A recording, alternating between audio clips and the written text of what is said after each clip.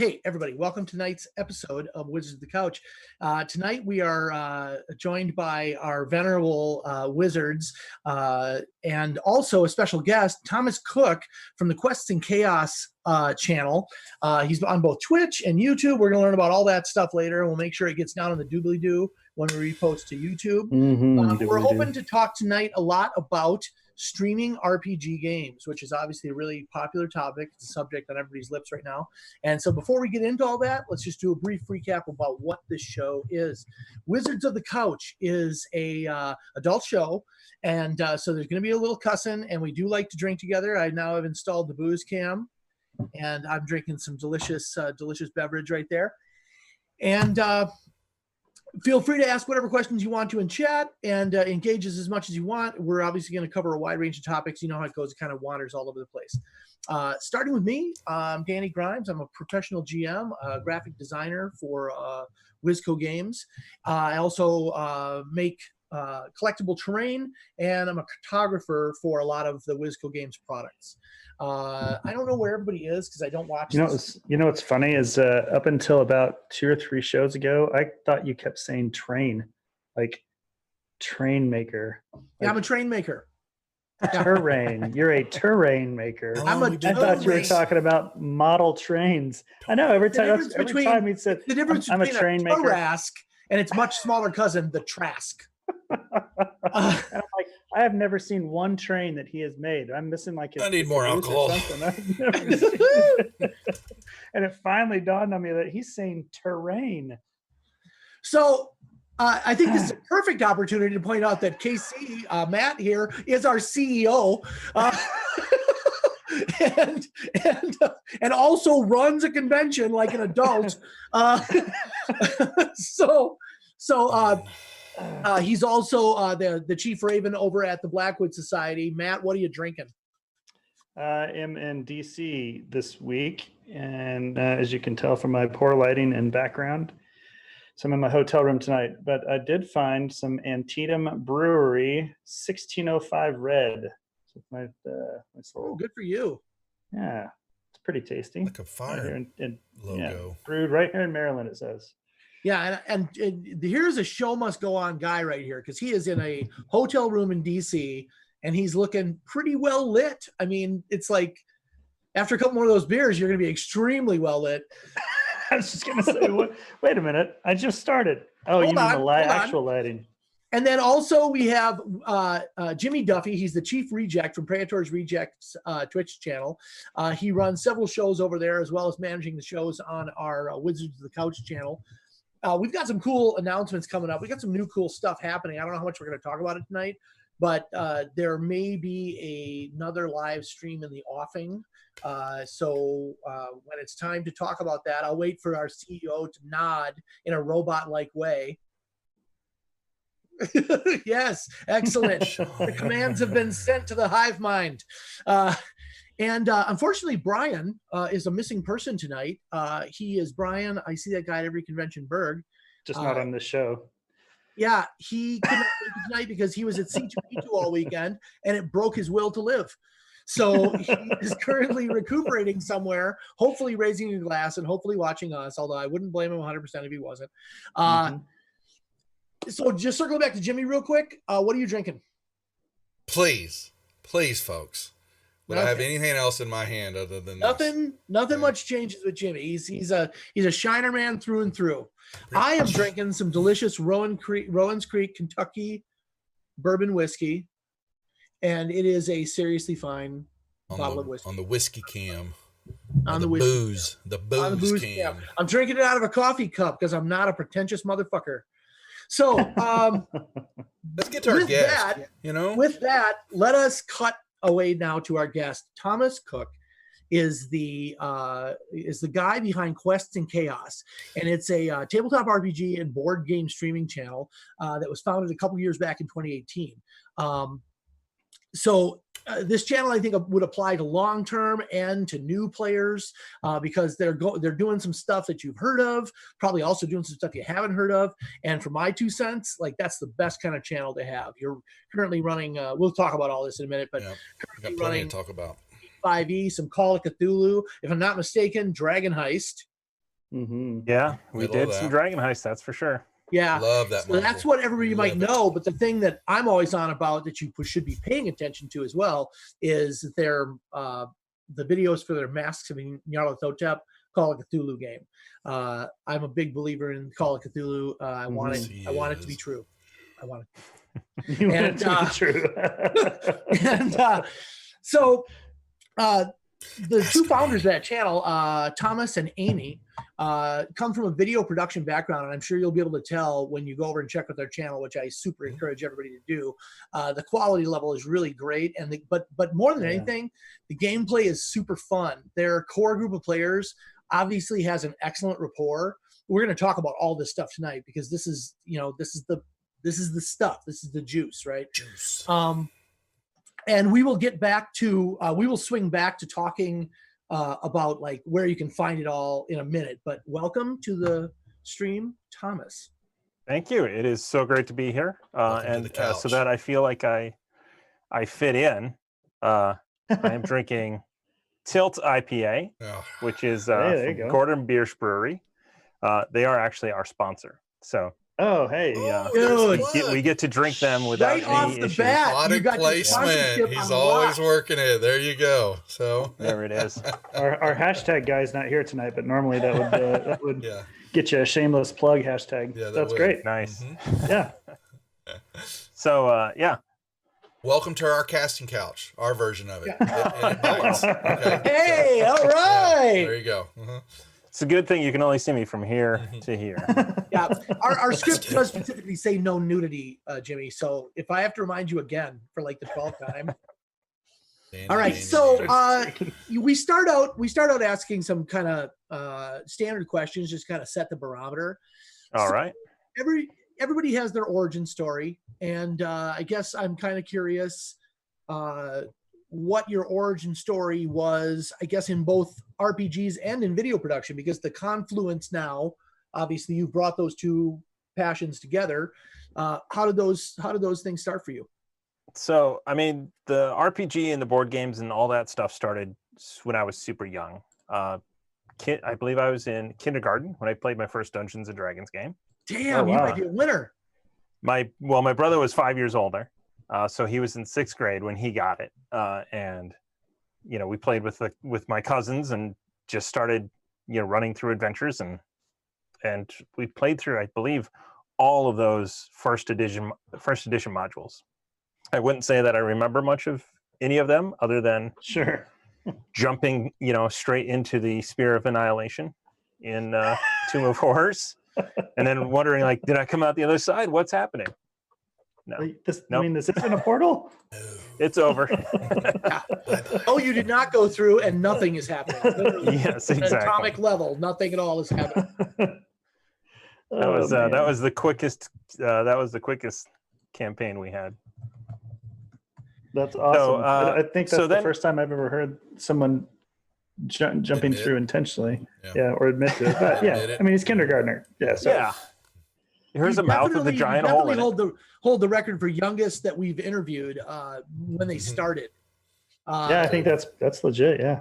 So, and then throughout, growing up in middle school and early high school was me doing a lot of reading of Dungeons and Dragons and not very much playing, just, occasionally, but buying the modules, reading the modules, thinking about running them, but never running them. Thinking about what you would do Yeah. if you had a group And of players. And then when I went to college, that was, we finally got a really good 2nd edition game going. We played that quite a bit, a lot of Magic the Gathering in that time, and then eventually moved away from that group and came out here. We had one major campaign that we got into, and it was all found like via the Wizards of the Coast message board at the time. It was, they had Is looking that for right? games. Mm. So, went to a board game bar, met some people. We ended up playing characters, started at level 1 and finished at level 30. So Oh, that wow. was a That's awesome. 3-year massive campaign, and that's our home game right now. So Amy and I will go and we'll play them off stream. Whereas everything else we do now is all on stream. Huh. So all of that, college, going to film school, wanting to be a director, eventually moved into the camera department, and I do cinematography now for commercials and a lot of corporate high-tech stuff out here in the Bay, digital marketing. My wife is a live event producer at a pretty major corporation out here.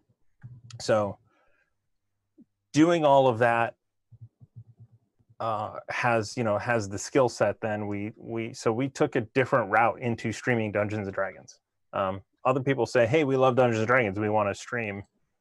We said we're video productions and we want to stream Dungeons and Dragons. Yep. Mm-hmm. So I think I'll just keep going. Early on, when Felicia Day really started Geek and Sundry, I mean, this is early 2000s. Mm-hmm. That was really our first sort of inspiration, our first, You're on the I right guess, path. seed that would eventually grow into a plant. We wanted to do live action productions. We wanted to do Lord of the Rings quality video, film, digital film. Mm-hmm. That's really expensive to do. So, come to find out. Just a little. As it turns out, actors are pricey. Yep. It's the gaffers and the sound people that are really pricey. Everybody is going to get the question from me. We're going to talk about that. What's going on behind the camera? Okay, what really is happening? So we did some. We worked on features and we worked on TV shows, but it wasn't really until 2018 I saw the second season of Critical Role. I tried to get into the first season, I just couldn't. The sound quality of the early episodes and just trying to figure it out. Mm-hmm. Yeah. But so that was a real, seeing what it could be with high quality, and then knowing what we had at our disposal, we started to jump in and say, if we do it live, it's done, it's over with once we're done, and there's no editing, there's no visual effects, all of the stuff in the back end. So that was where we decided that this was something that we could do. Was that because you were so put off by you said the sound quality was pretty low in the first season of Critical Role, for example? You're like, I could do this. We can totally make this better. No, I don't. Actually, it was opposite. It was me listening to that and saying, it's hard for me to get past the technical issues to get into the story. And also the fact that they started mid-campaign, it was one of those weird things that it just didn't click. Right. Well, I'll ask you. I had watched. Well, I'm sorry. Go ahead. Didn't mean to cut you off. Sorry. Well, I was just saying I had watched the Dice Stormers. I was running a Horde of the Dragon campaign, and I was, and they were, one camera in a bedroom with a sheet, but I could hear them well. They were funny guys. They had Sirenscape, probably beta at that point that they were using. But it was entertaining. So that was also another big sort of realization that this could be something easy to do. Well, what it sounds like is from production side is that I do it all the time too, is I know what's going on in the background and I'm critiquing all of that. And so why can't that be done that way? I say the same thing about some of the Wizard of the Coast, the live streams, the rollouts. Can you put another light just maybe over here on the side to shine on that person, just to light them up a little bit better, so yeah, I think I understand what you're saying. And we did start out with the quality that we have now. We did testing. We started off with what we had available via cameras and microphones and lights. It was about 2 months of testing and rehearsals and trying to figure it out before we ended up throwing a lot of money at the problem. And that's how we got to where we were going. So, we started with cameras that we had lying around. They weren't working really great with our setup. So we bought cameras off of eBay. Mhm. Actually, almost all of the production gear that we bought is all off of eBay to save some money. So we use Blackmagic Micro Studio cameras. So they're professional cameras with SDI outputs that we run into a computer. Now we have a switcher in between, so we can actually control the color and the brightness and all that stuff and focus Oh, nice. Yeah. remotely. And then audio, we started with a couple of handheld mics on a table. We thought about doing lavs, but good lavs that we were used to using were $300 a piece. So we trying to figure out, okay, so that's not great. How do we do it? And then seeing behind the stuff of Critical Role and their table and their setup when they were at Geek and Sundry, and that made sense to me. Mm-hmm. And so I built a table. I built a rig above it, lights. And we started hanging microphones, and then we started to go live. Yeah, we it's kind of an embarrassing story now, but we did some live events last year at GaryCon. We're really going into production this year. A little bit, well, quite a bit heavier. But, yeah, differently. Last year, we're like, hey, yeah, we can totally do that. And the GaryCon folks were like, hey, we've got like Satine Phoenix coming out, and we've got Joe Manganiello coming out, and you want to talk to them about maybe streaming some of their stuff live. And we're like, yeah, sure, I've got a webcam for blah blah blah blah blah. And they're like, yeah, webcam. Right. And so anyway, skip to the end, we see them show up, and I mean, it was studio level. Yeah, about a Chicago group production. Yeah, they had the college, some college kids out at the University of Chicago or something. The film department. Film department came in. Yeah, I chatted with them for a while. It was quite humbling. But yeah, at that point, we also learned like, hey, we probably ought to put a little bit of money into what we're doing. Yeah, we're slowly building out our capability to take our studio to local conventions or to other cons as well. It's a big step up when you don't control the space. So, our lenses that we have for our studio setup are not at all worthwhile for anything outside of that. Mm-hmm. So, that's another big, either rental cost or purchase to move that on. But we're trying to do that as well. We're trying to we're really trying to take the space that Geek and Sundry kind of might leave open now. Whereas that's what we want to be. We want to be a big media company. Yeah. That's, I think, nice. A good way to approach it for sure. Danny, you're muted. Oh God, he's muted. He's been trying to talk this whole time, and he just was muted. I wondered why I was able to get a word in edgewise. That's crazy. Yeah, we're able to talk. No, Danny. No, Danny. Really? No, well, it won't happen. It won't happen again, Matt. We're so low rent. Oh my God. Yeah. Well, I it's not unusual for me to take the devil's advocate position, but in this case, I feel like there's plenty of room in this space for like down and dirty production and polished production, and I still like going back and watching some, like, I never watched second season of Critical Role. I only ever watched first. I was watching it to figure out how they were doing it. I didn't really want to watch their game per se.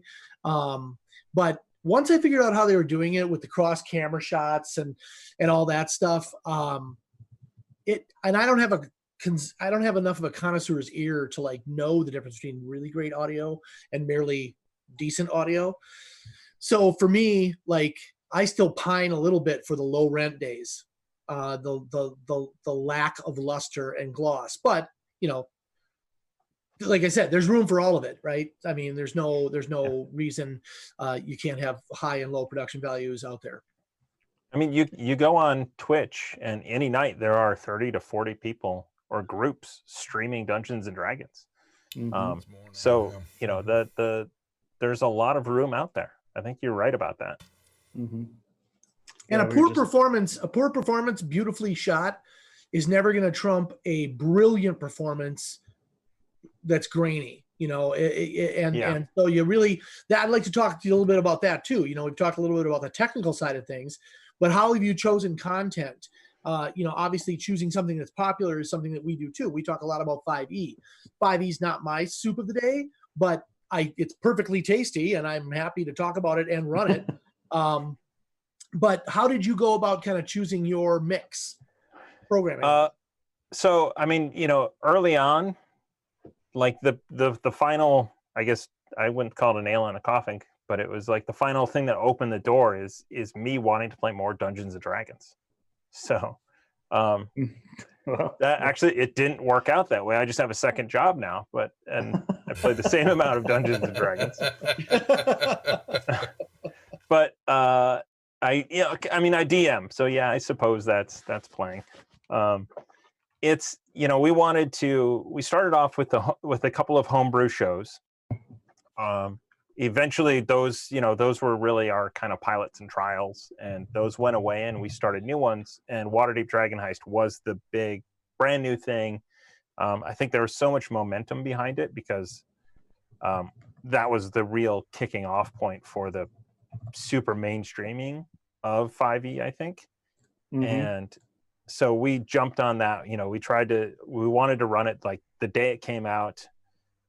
We ended up waiting a few days after that, but so we jumped on that, we played that, and eventually that switched into a homebrew because the characters that our players came up with are so interesting and so have such Indeed. vibrant backstories and interactions that we just had to go through and resolve all of those backstories.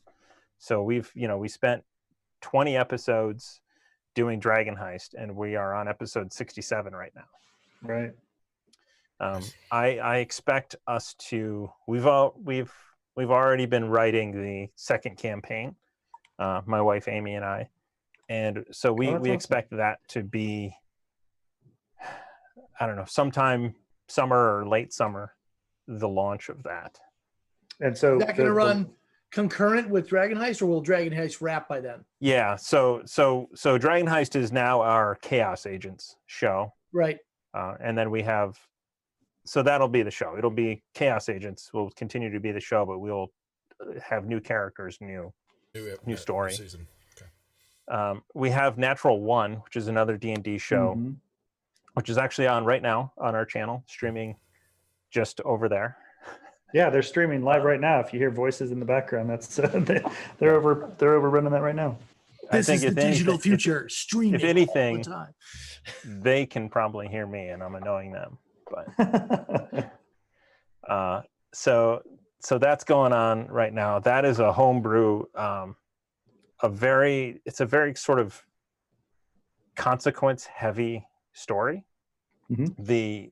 There is a mage nation that controls all magic, and you are either a Oozlium mage or you are a dissenter, and that's their big conflict right now, because there are people in the party that are both, and how does that work? And there are definitely consequences and adult themes, a lot of adult themes in that show. So that and that's a totally different show than Chaos Agents, even though there's two of the same players. Chaos Agents is just pretty crazy.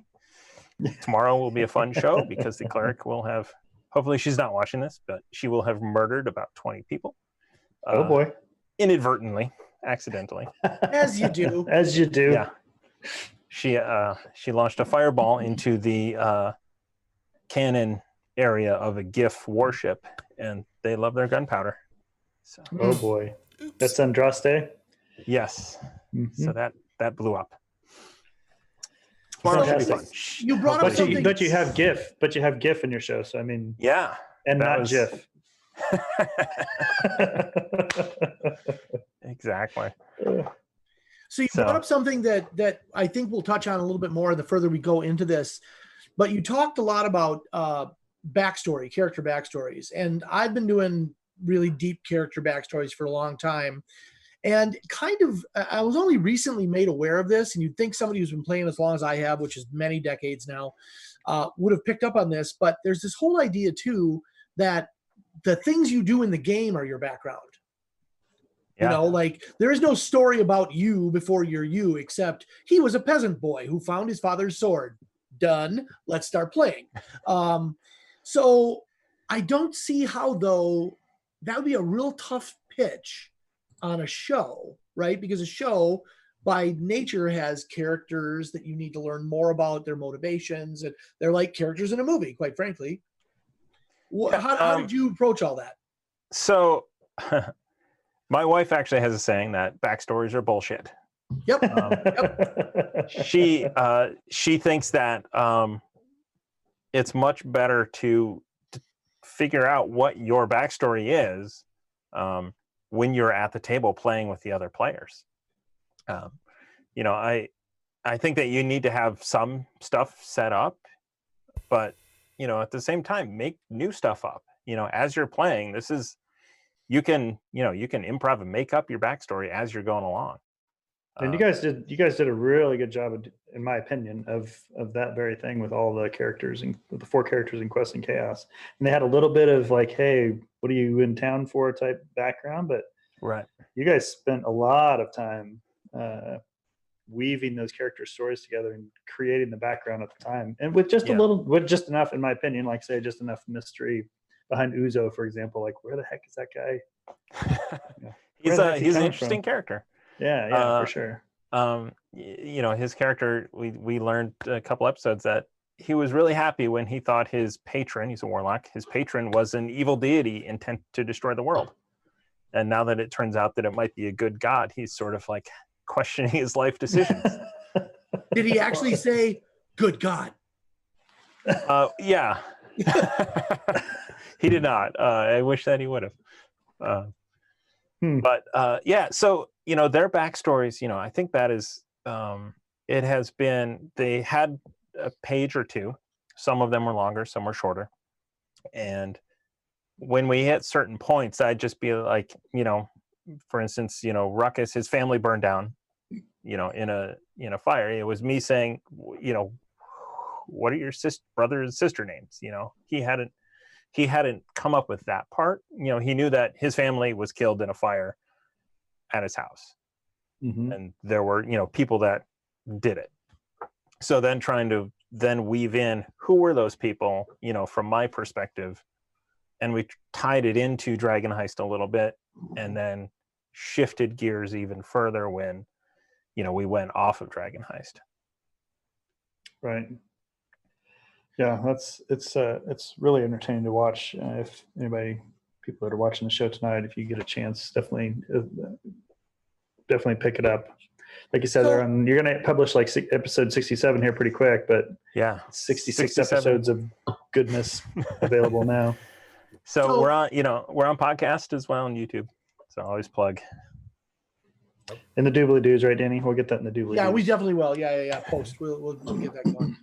Yeah, I'm always curious about the promotion side of stuff too. Like, obviously, you're just getting super behind the scenes, but I think that's part of why people tune in.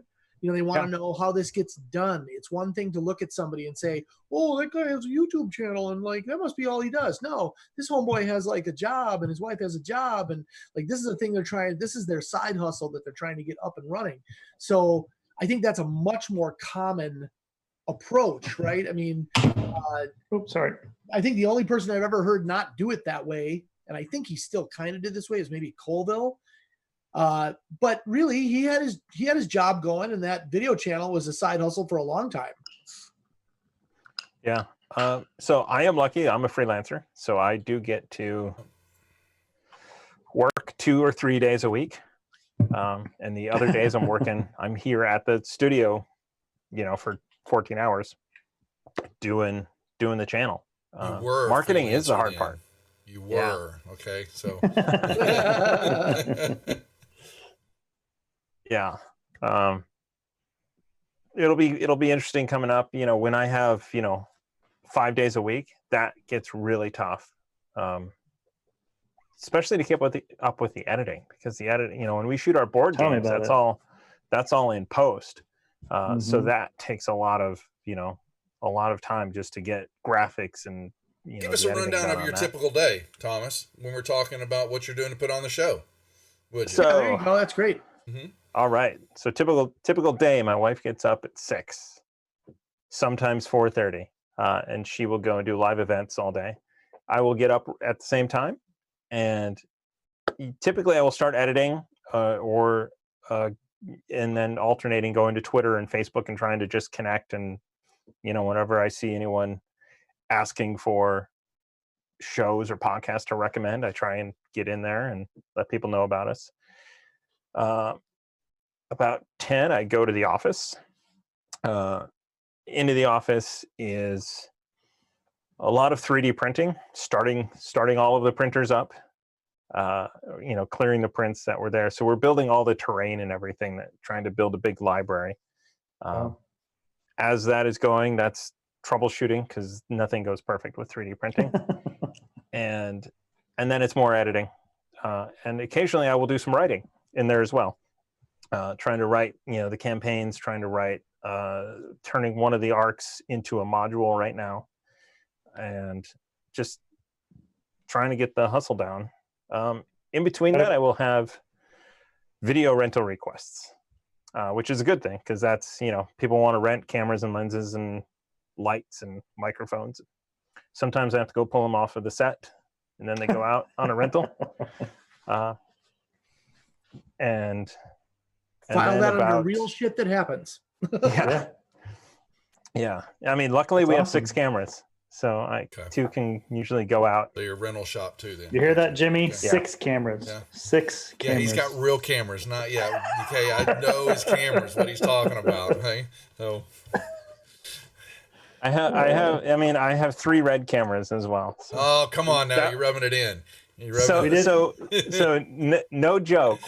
Our very first attempt was with red cameras. Really? So we had 3 red cameras to run the system, and then 1 Sony, and it just wasn't gonna work for us. And also the thought of, if somebody wants to rent this, You're tying camera up. Yeah. Yeah, exactly. I want somebody will rent this camera, and I can take that money and go buy a Blackmagic. There you go. So we tried to start with red cameras, and it just didn't. It was too much. So then coming backwards. Valiant effort, but yes, not many people could say it. They went that way and had to go back. So we did have a question on the stream with as far as software. What do you use for software or video editing software? And streaming. So we've got so streaming. We are OBS, just the basic version of OBS. We have a Blackmagic switcher. I'm thinking eventually we may move over to that. But OBS has so much built into it, so much functionality, and it's free. We did have to switch to Windows, to use it, but it's okay. Did you have trouble adjusting to the two button mouse? Yeah. No, I've been a full, two button mouse user for a long time. Oh, that's good. When I actually I don't know, was in the late 90s, switching from PC to Mac. That was OS 10 had just come out, and that was a challenge. And that whole I need a second mouse button. What is happening? Now you're coming back. Yeah. But OBS has a weird issue where you can't be in studio mode on a Mac, and you max out at 15 frames a second. Oh, it's just right? It's the way that QuickTime draws the 2 windows. That's just is odd. So that's why we moved to PC. So somewhere in there, I'm waiting to say where you have fun, because I've heard about work and all that, but where does Thomas get to have a little fun in all this? You clearly have not seen him torture the players. Making sure, because I'm a DM, that's where we do get bleed. our fun. Yeah. I understand that. People, they question me why I like to kill players. Now you understand, folks.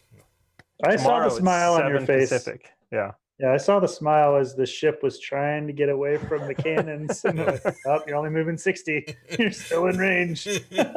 Five cannon attack or trebuchet attacks, I guess. Yeah. I was not ready for it. We had a character death that moment. I was not ready for it. Yep, that'll happen. Especially, It so was- we get donations from the audience, and we get bits. So we get inspiration points out for every 500 bits that come into Twitch. We give inspiration out. So 2 inspiration is a reroll. So I figured, there's no way he's going to miss death saves with, basically advantage on everything. He rolled a 1, and we don't allow rerolls on 1s. So he had 2, he had taken a bite from a shark and then a 1, and he just died. Pay Oh. attention, kids, when the GM says we don't allow rerolls on a 1. Yeah. We're serious. This is the way it works. So, I mean, we've evolved over time. Our inspiration mechanic, we're trying to fine tune. It definitely works for us. And I mean, monetization, this is part of this whole thing, right? So when we implemented our monetization bits for inspiration, we actually saw a significant jump in revenue. And it's people being a part of the, part of the show, part of the community. And that's how we are now being able to, pay a portion of rent here at the studio. And this is so now here's where we really can talk about the break from traditional gaming. But hey, Casey, I want to continue this conversation. But Casey, real quick, where are we at with time? Should we do a station ID now, real quick? We probably have. Well, we've got about 8 minutes before we really need station ID. Yeah, you're good. Okay, cool. So now there's not only an audience, which is brand new, Right. but there's a participatory audience. We're dancing with the stars now. Yeah. This is now not only that aspect of, to be insidious, I'd say voyeuristic intention, Right. watch other people do something that you are not doing, but also to be an audience member, not just to observe, but to like shout and do all that kind of stuff. But then furthermore, the third step, you get to like throw down your ducats and get rerolls for people. And there just happens to be a cleric in the village with resurrection. Fiddly-dee.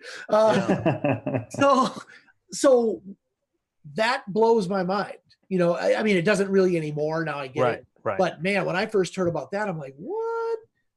So tell us about how you feel about that. And like, I mean, obviously there's real reasons to do it, but like just Right. the GM. So we went through a number of different scenarios and trying to find out what actually works and what gives us revenue and what doesn't break the game and is enjoyable for the audience. So it's a real tough decision. We tried to think about, we were going to implement a whole menu of things, for, you can buy a healing potion, you can buy this. And it really came down to trying to keep it simple as possible. So, it's $500 or 500 bits. And let's just say, well, you guys said about $500. $500. Wow. Woo. Bloomberg is tuning into Rent the is show no every week. fucking joke. Man. not in California. California, man. So 500 bits and an inspiration token goes out, and we throw it out and say who, usually with a message, and we throw it out to the players. We also get them as the DM, so they will give us inspiration to be able to re-roll or add D6 to our dice as well. In fact, there's one on our Cthulhu show, we have a guy that just only gives the inspiration to the DM and is like, you got to kill these guys. I think there's, and I think everybody knows that it's a fun game. It's not trying to, pick on players or pick on the DM. It's all in fun. Sure. And so, we get revenue from subs and we get revenue from bits, and we've got a Patreon with a few people, and we sell merch. Merch is the best, bang for the buck, and then Patreon, and then bits, and then Twitch subscriptions are, down on the list of, yeah. It But we helps still, that you have a pretty awesome logo like that it. looks just by itself. The Quest and Chaos logo is pretty awesome looking on a shirt. So I mean, that helps a lot, I think. Yeah, we have a surprising number of, because Waterdeep is a city built on guilds. Through the course of one of the shows, we ended up with this. There's this guild of octopeers, which catches, massages octopus, and then kills them for the restaurant industry. And As you do.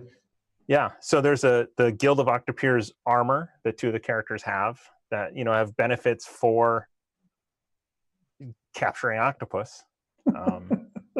They can breathe underwater. They have advantage on attacks against tentacle creatures, but it's a cursed item as well, where it only comes off if they emerge from a body of water holding an octopus. So if they sleep in the armor, they get exhaustion. So on their ship, they have a tank just so that they can take armor off and stuff. It's a fun little, it's Different. It just grew out of that, and we have this shirt of a guy massaging an octopus, and it's surprisingly popular. I'm not surprised at all. I want one just to wear at GaryCon. Yeah, that's awesome. I will send you one. Send me was that Ruckus that figured it out? Like they jumped in the water and you're like surprisingly fast in the water. Like he didn't realize that he was going to be able to swim as fast, right? And he had the armor on. Or was that Remy? It's actually Uzo has a decanter of endless water. So he can, it basically turns him into a motorboat if he can hold on to it. Okay. Which is something that I had in a home game, That's years ago, and I used the hell out of that thing. I was just like, put it in a rowboat. You've got a motorboat. Shoot it at people to knock them off of stuff. Well, yeah, it makes perfect sense. If it has enough power to knock somebody off their feet, of course it's going to be awesome. In the water. Yeah. Ruckus has two bag of tricks, so he's like pulling animals out of his bag as fast as he can. That's good. Yeah, it's hilarious. Which I love because the fighter in the group, instead of hitting Remy? 2 times, pulls animals out of a bag. It's and the animals have like 5 hit points. Right. Now they do the characters are really good. I have to confess, everybody talks about the Matt Mercer effect, but I have the Quest and Chaos effect because we started playing. I had a guy that picked up and tried to play Dragon Heist, and it's just not the same. Like they spent a whole episode picking out furniture for the Tavern. The tavern, yeah, the tavern, and it doesn't sound like it would be that fun, just my lame description, but it was a really fun episode. The interaction is really great between the players and you, of course. Yeah. Oh, I mean, that is funny because it's the opposite of the Matt Mercer effect, I think, where I just got I'm talking to somebody, a community, a fan, a community member. They are sending us something, but they asked for the favorite colors of the players. I'm like, well, what about me? Okay, that's fine. One last plug for Thomas. He was our 10th game of our goal of 10 virtual games at GaryCon this year. So please go sign up and get a seat at his table, vtt.garycon.com. Yes. The guy from Quests and Chaos is going to be running that game. That's right. Thank you, Thomas. We do appreciate it for being on the show. Yeah, we sure do, Thomas. Thanks so much. Right. Hey, everybody out there, have a great one. We'll see you in a couple weeks. Yep.